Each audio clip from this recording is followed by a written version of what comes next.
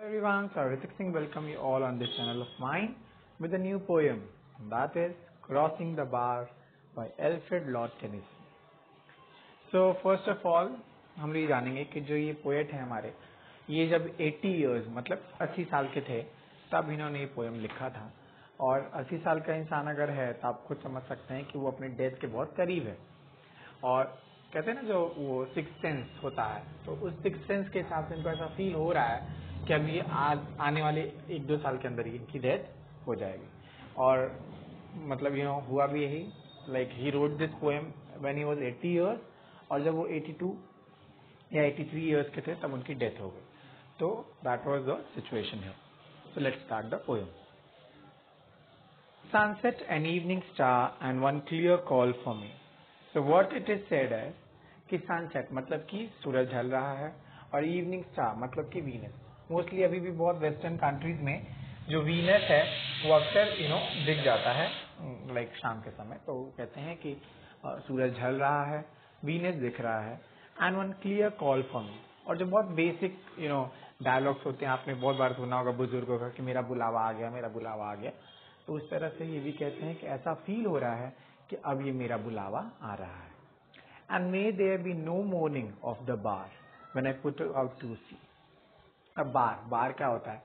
बार वो लैंड का पीस होता है जो एक रिवर को 2 हिस्सों में बांट देता है। ठीक है, तो कहते हैं कि जो ये बार है, बार मतलब क्या है? जो ये एक पड़ाव है जिसके तरफ 2 जिंदगियां हैं। एक तो वो जिंदगी है जिसको इस समय पोएट जी रहे हैं, पोएट या हम सब लोग जो जीते हैं, और एक वो जिंदगी होती है जो कि आफ्टर डेथ होती है, जो हमारी गॉड के साथ होती है, वहां पे हेवन में होती है, like that. So he saying कि जब मैं उस जर्नी की तरफ जाऊं, मैं उस समुद्र की तरफ जाऊं, मतलब मरने के बाद वाली जीवन की तरफ जब मैं कदम रखूंगा, तो मैं चाहता हूं कि कोई भी मोर्निंग, कोई भी रोना, कोई भी चिल्लाना, कुछ भी ऐसा ना हो। But such a tide as moving seems asleep to full for sound and foam. वो चाहते हैं कि उनको एक ऐसी बड़ी लहर लेके जाए यहाँ से जो हमेशा के लिए इनको सुला दे, और वो इतनी बड़ी लहर हो कि उसमें कोई भी साउंड, कोई भी फोम ना हो। आपने अक्सर देखा होगा बीचेस वगैरह पे कि जब छोटे छोटे लहर आते हैं तो बहुत ज़्यादा साउंड करते हैं, बहुत ज़्यादा उसमें झाड़ जैसा कुछ बनता है, लेकिन जब बड़ा लहर आएगा तो ऐसा कुछ भी नहीं होगा। और सेम जो पोएट है वो ऐसा ही चाहते हैं। When that which drew from out the boundless deep turns again home. और इस लाइन में बहुत ही उन्होंने बेसिक थिंग कहा है जो हमने अक्सर बचपन से पढ़ा है साइंस वगैरह सब कुछ में। वो होता है ना साइकिल, कि मतलब कि जो जहाँ से आता है वो वहीं वापस चला जाता है। फॉर एग्जाम्पल जो पानी है समुद्र से एवोपरेट होके क्लाउड्स में गया, क्लाउड से बारिश बनकर रिवर में आया, रिवर जाके समुद्र में मिल गया। So that is the situation over here कि जो जहाँ से आता है वो वापस वहाँ चला जाता है। तो कहते हैं कि जिस तरह मैं कहाँ से, मैं भगवान के पास से आया हूँ, अब मैं वापस भगवान के पास ही चला जाऊंगा। Twilight and evening bell. Now what is twilight? ना जब जो सनसेट है, अब क्या हो गया है कि जो सूरज बिल्कुल ढल चुका है, जब सूरज ढल जाता है और जो डार्कनेस स्टार्ट हो जाती है उसे हम लोग ट्विलाइट कहते हैं। And evening bell, evening bell मतलब जो इवनिंग प्रेयर्स, इवनिंग बेल्स हो रही है चर्च में, उसकी बात हो रही है। And after that the dark, मतलब एकदम शांति, एकदम मायूसी का माहौल बन चुका है, एकदम डार्क हो चुका है, एकदम अंधेरा छा गया है।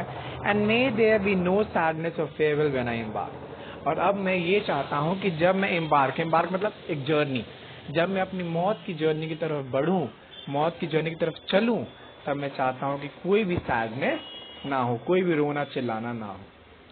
For thou from out are born of time and place, the flood may bear me far. और वो चाहते हैं कि जो लहर की बाढ़ है वो इतनी दूर ले जाए जहाँ पर कोई भी टाइम या प्लेस का लिमिटेशन ना हो। क्योंकि इस जो जिंदगी है, जैसा कि मैंने बताया कि बार के उस बार की जिंदगी, बार के इस पार की जिंदगी, तो जो इस पार की जिंदगी है उसमें टाइम, प्लेस, हर एक चीज की एक लिमिट है। आप एक समय तक जा सकते हैं, एक समय तक ही काम कर सकते हैं, एक जगह तक ही सीमित रह सकते हैं, लेकिन मरने के बाद ना ही कोई टाइम की सीमा है और ना ही कोई प्लेस की सीमा है। I hope to see my pilot face to face when I have crossed the bar.